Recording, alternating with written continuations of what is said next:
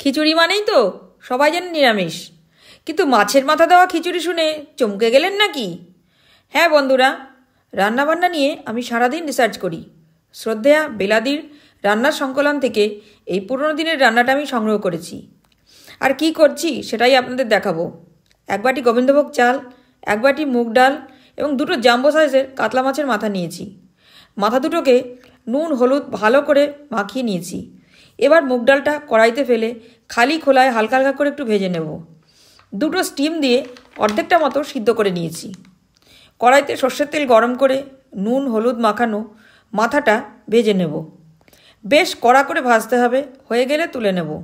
ওই তেলেই দুটো তেজপাতা, থেতো করা গরম মশলা দেব। একটু ভাজা হলে দেব গোটা জিরে, শুকনো লঙ্কা। এবার দেব 2 চামচ পেঁয়াজ বাটা, 2 চামচ আদা রসুন বাটা, একটা কাটা টমেটো, 1 চামচ ধনে জিরে বাটা। বেশ ভালো করে কষাবো। এবার দেব 1 চামচ হলুদ, 1 চামচ ঝাল লঙ্কা, হাফ চামচ নুন দিয়ে কষিয়ে কষিয়ে তেল ছেড়ে ছেড়ে আসলে মাছের মাথাগুলো দিয়ে দেব। একটু ভেঙে দিতে হবে। মশলা দিয়ে মাখামাখি হলে 1 বাটি চাল ধুয়ে রেখেছিলাম সেটা দিয়ে দেবো। এবার খুব ভালো করে নাড়াচাড়া করে যখন এই রকম হবে তখন হাফ সিদ্ধ করা ডালটাও দিয়ে দেবো। এবার পুরোটাই খুব ভালো করে কষিয়ে কষিয়ে বেশ কিছুটা জল দেব। ভালো করে ফুটে গেলে গ্যাস কমিয়ে ঢাকা দেব 15 মিনিটের জন্য। আপনাদের 15 মিনিট পর দেখাচ্ছি, দেখুন পুরোটাই হয়ে গেছে। এবার একটু নুন দেব, যেহেতু মশলায় নুন আছে তাই অল্প করেই দিলাম।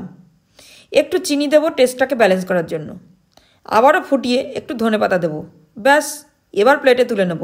এবার গরম গরম খেয়ে নিন।